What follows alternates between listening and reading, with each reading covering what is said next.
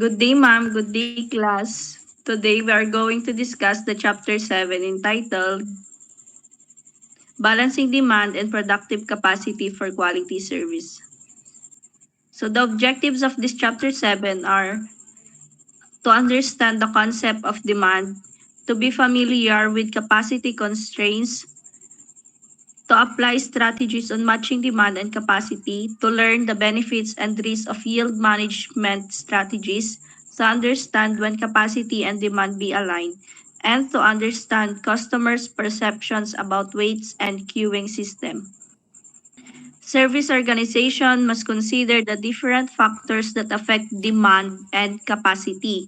When we say demand, it is the customer's willingness to pay a particular price for product and services and their desire to buy them. And when we say capacity, it is the maximum amount of something solid, liquid, or gas that fits into a given container. For example, the capacity of 25 teaspoons is rarely equal to half of a cup. Managing demand has always been one of the primary considerations of service organizations to maximize productivity. In order to manage fluctuating demand in a service business, it is a must to understand the nature of demand, including demand patterns, reasons of fluctuation, and the market segments that create demand at any given point in time. When we say managing demand, it is how you oversee a customer's demand. It involves understanding what your customers wants plus the necessary step to how to fulfill those wants. For example, sales forecasting, customers evaluation, and modeling. Predictable cycles refers to the periodic increase and decrease of demand levels at a specific time which may transpire at different intervals like daily, weekly, monthly, and or yearly. When we say predictable cycles naman po, ito yung pagtaas at pagbaba ng demand na pwedeng mangyari daily, weekly, monthly, or yearly. So random demand fluctuations. Demand appears to be random and there is no predictable cycle that could be derived. Kapag sinabi naman po nating random demand fluctuations, ito yung pabigla-biglang demand or hindi na pre-predict. For example, parang mga lalaki lang, pabago-bago ng babae, hindi na pre-predict kung meron na silang iba. Demand patterns by market segment. A service organization that has true knowledge about its customers may be able to come up with a strategy in order to cater more appropriately to its customers. For example, yung isang company, consider natin na yung isang company is nagmamarket ng health and beauty products to both men and women. So yung mga products such as razors or mga skincares are typically more expensive para sa mga babae kesa para sa mga lalaki. Next. Basic approaches to management of demand. Take no action and leave demand to find its own levels. Reduce demand during peak periods. Increase demand during low periods. Inventory demand using a queuing system. And inventory demand using a reservation system. Molding demand patterns through marketing mix elements. Organization often approach management of demand based on what fits their style and resources. Many organizations utilize the elements of marketing mix as tools to manage demand and adjust accordingly by using the different elements of the marketing mix. So first, use price and non-monetary costs to manage demand. So ito lang yung pili lang yung sa mga customer kung saan sila mas convenience na kaya nilang mag-avail. Yung mga iba, pag services. Depende sa mga products na binebenta. Next, change product elements. Kahit baguhin or palitan yung mga products natin kapag may nag-offer na iba, tinatanggap pa din natin basta alam nating na may pondo tayo or kaya natin yung ino-offer nila. Vary the times when the service is available. Offer the service to customers at a new location. As a modified place and time and deliver. So ito naman kung alam natin malayo yung mga lugar na i-deliver sa kanila, syempre tayo mag-a-adjust ng oras or panahon. For example, sa TikTok or Shopee, kapag nag-order tayo, may nakalagay na estimated date na kung kailan nila matatanggap yung order nila. Promotion and education. Ito yung nakakatulong sa mga ibang nagbi-business kung paano sila magsisimula through advertising. Include dito sa yung mga sales promotion and direct marketing sa mga nag-i-interest to make on business to focus on providing information empowering to the customers. Managing capacity. Time. Fixed capacity can be measured by the amount of time available for production.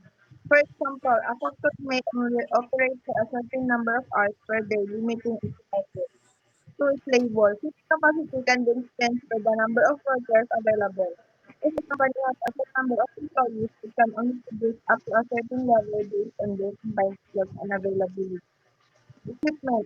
The type and fit of machinery and equipment in a facility can determine its capacity. If a factory has a limited number of machines or if those machines have a maximum output, it can only produce up to that capacity. Facilities. The physical space available for production can also influence its capacity.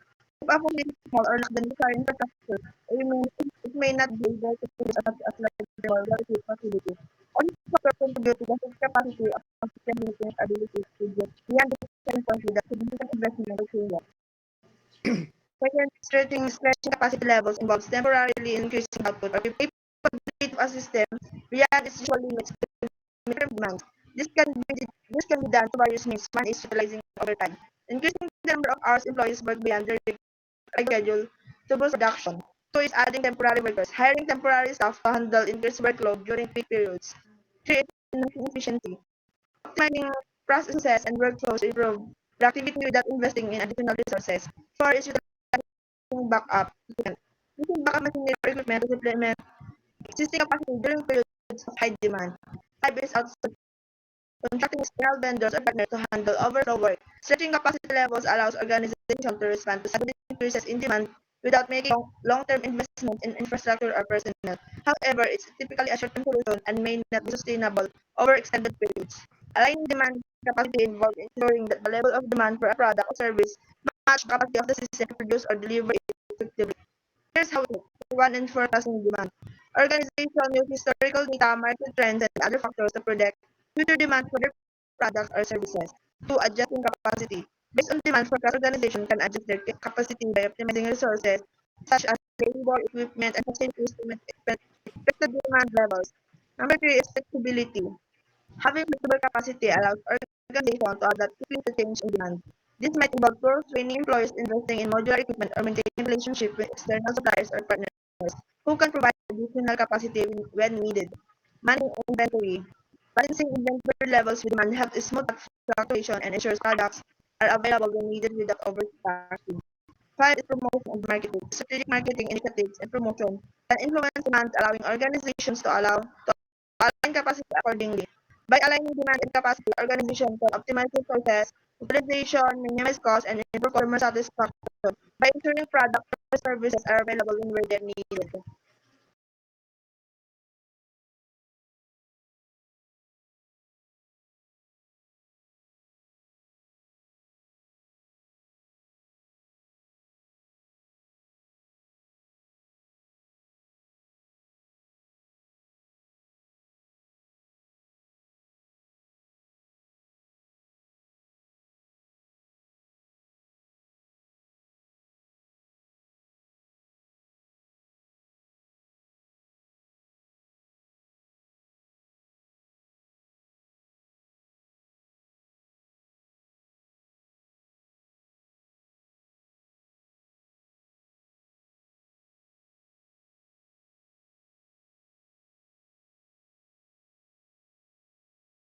Strategies in modifying demand to match existing capacity.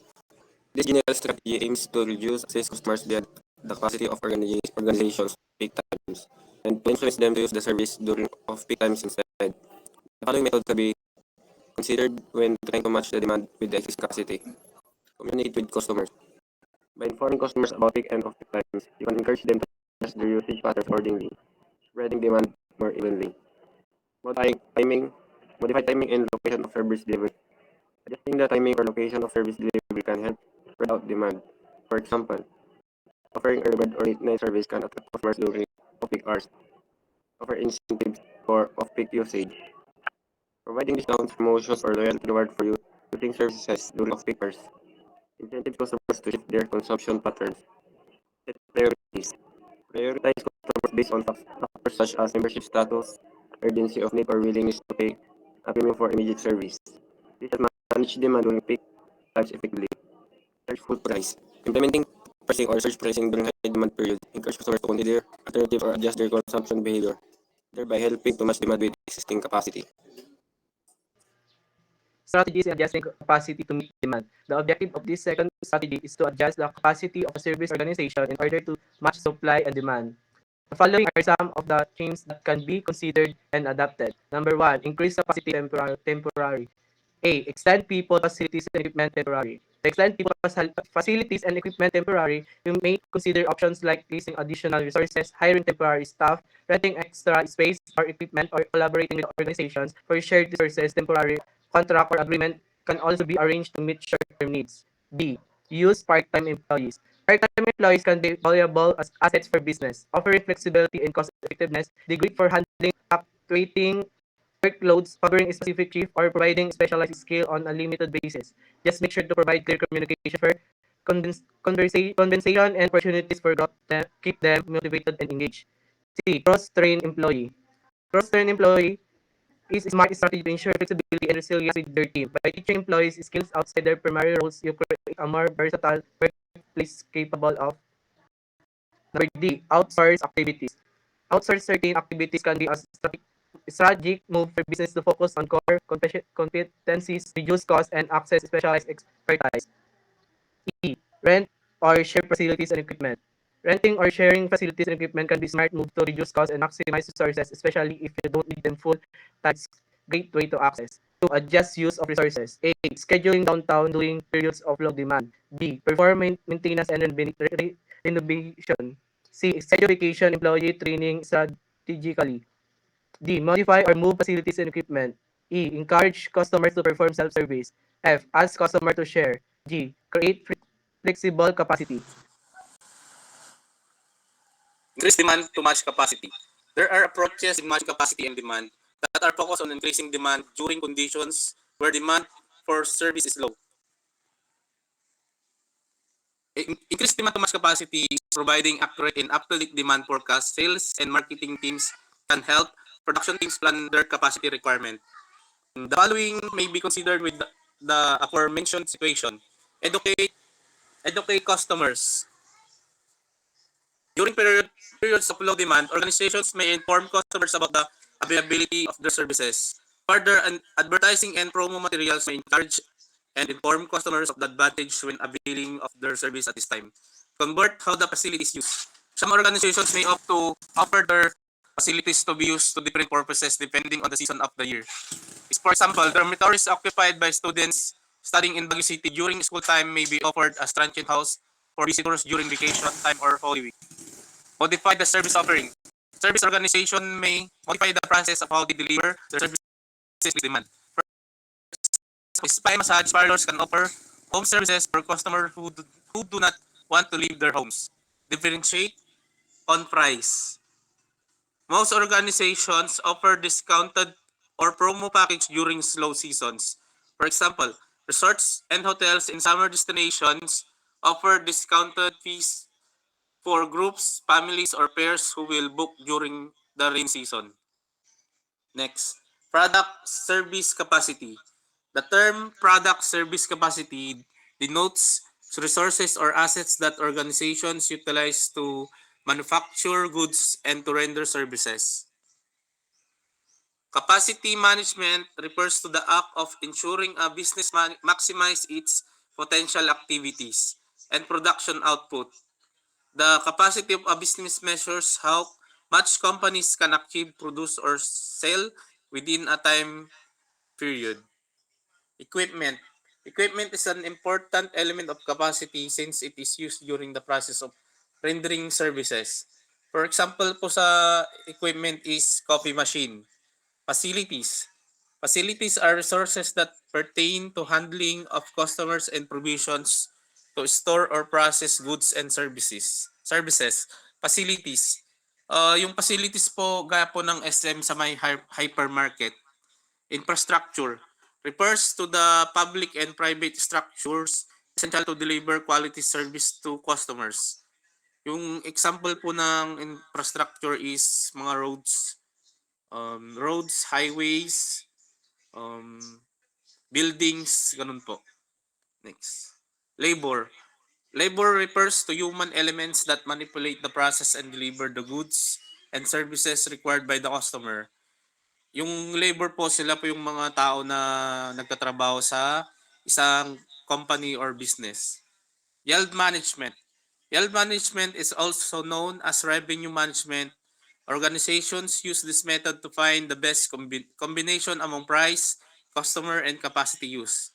In a mathematical presentation, yield management is equal to achievement revenue over maximum potential revenue times 100. Yield management. Yield. Yield is basically a measure of extent to which an organization's resources, time, labor, equipment, or facilities are achieving their full revenue generating potential. Yield management is a strategic pricing method focused on maximizing revenue. This approach is important as it helps businesses, especially in hospitality and travel, optimize income by selling the right product to the right customers at the right time. Uh, but the following is a part of yield management. A. Loss of competitive focus. B. Customer alienation. C. Overbooking. D. Incompatible incentive and reward system.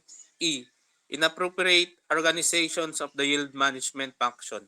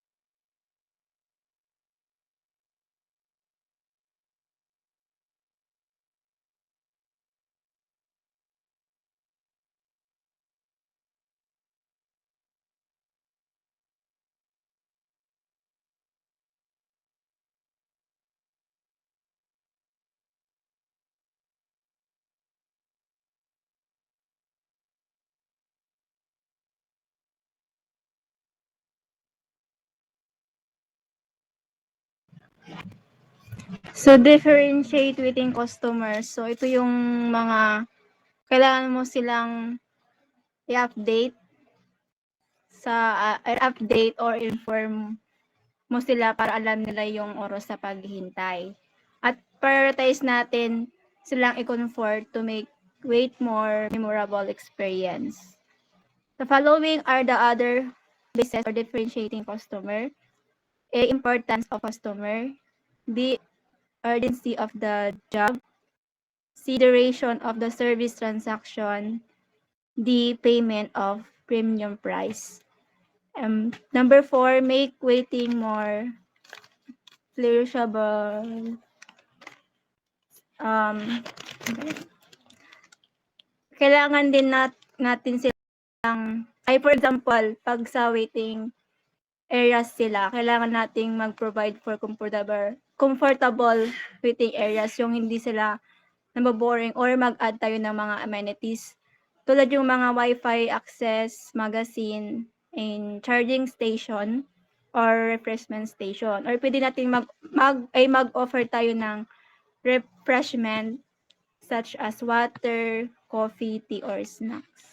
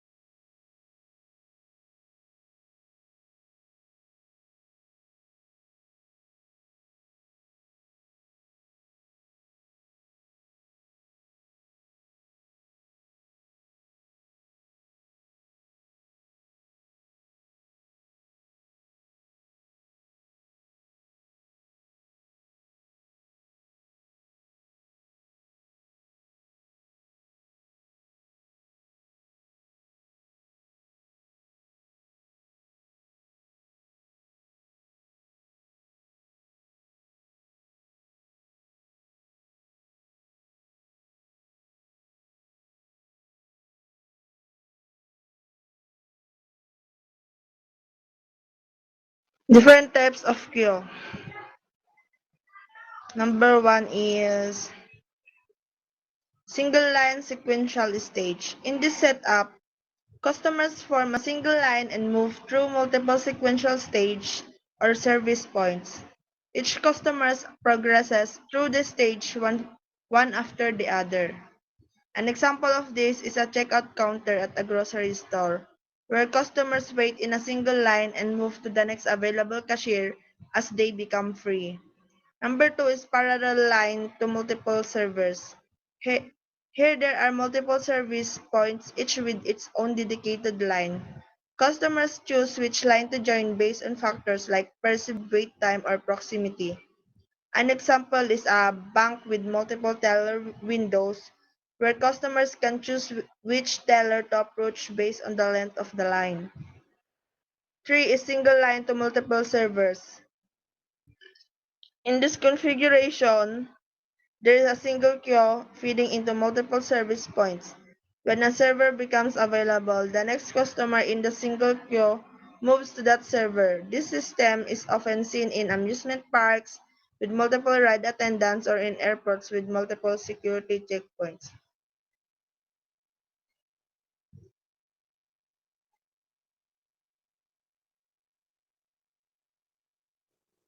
Designated lines. These are queue in which particular lines are reserved for different purposes. For example, pagpasok mo ng video, makikita mo yung mga linya na nagbibigay ng iba't ibang serbisyo. Take number. This approach involves giving clients with a number, ticket, or token upon arrival. Customers wait until their number is called before receiving service. For example, Sa Jollibee, pag umorder ka, pagtapos mong mag-order, may marireceive kang number para i-claim yung order. Waiting list is a queue in which clients place their name in order to be served or access a service or product when it become available. This approach is frequently used in restaurants to manage reservations and in other situations where demand exceeds currently supply. Party-size eating. This refers to queue specially designed to accommodate group of diners at restaurants. Restaurants may have separate lines or waiting areas for different party size to ensure efficient seating arrangements. VIP seating. Some establishments offer priority seating for VIP customers or those with special membership or privileges. VIP queue ensure that these customers receive expedite service or preferential treatment. Call ahead seating. This system allows customers to call in advance to reserve a spot or get a waiting list for a table at a restaurant. It's a convenient way for customers to reduce their wait by reserving a spot ahead of arrival. Large party reservation. Restaurants often have specific procedures for managing reservation for large group or parties. This might involve designated waiting areas, preset menus, or special accommodations to ensure a smooth dining experience for large parties. Psychology of waiting time. The following are how people perceive waiting time at different conditions. Number one, unoccupied time feels longer than occupied time. Customers that are doing nothing while waiting will likely be bored and will observe the passage of time more than when they are doing something. Number two, pre-process waits feel longer than in-process waits. Customers tend to feel that the waiting time seems shorter if they perceive that the service has started. Customers tend to believe that service has started and they are not waiting anymore if they see that there are activities related to the upcoming service. Number three, anxiety makes waits seem longer. When customers become anxious, they carry with them negative impressions about what they are experiencing. Customers' anxiety may be addressed if they are properly informed on the length of waiting time. Number four, unexplained waits are longer than explained waits. Customers who are aware of the causes of waiting are usually more patient and less worried. Informed customer may have an estimated idea on how long they have to wait. Next. Number 5. Unfair waits are longer than equitable waits. That's right. When people perceive a wait as unfair, it tends to feel longer than a wait that they see as equitable or fair. This perception can significantly impact their overall satisfaction with the service or experience. Number 6. The more valuable the service, the longer the customer will wait. Exactly. Customer are often willing to wait longer for services they perceive as more valuable. This perceived value can be influenced by factors such as the quality, uniqueness, or importance of the service to the customer. As long as the waits are reasonable and justified by perceived value, customers are more likely to tolerate it. Number 7, solo waits feel longer than group waits. That's correct. Solo waits often feel like longer than group waits because they waiting alone. There is typically less distraction and social interaction to pass the time. Group waits Group waits, on the other hand, can feel shorter because people tend to engage in conversation or activities together, making the time pass more quickly. Last one, physically uncomfortable waits feel longer than comfortable waits. That's true. When your uncomfortable time seems to drag on, it's like the discomfort makes each moment feel longer. That's the end of our discussion. Thank you for listening. Thank you, ma'am. That's all. Thank you, ma'am.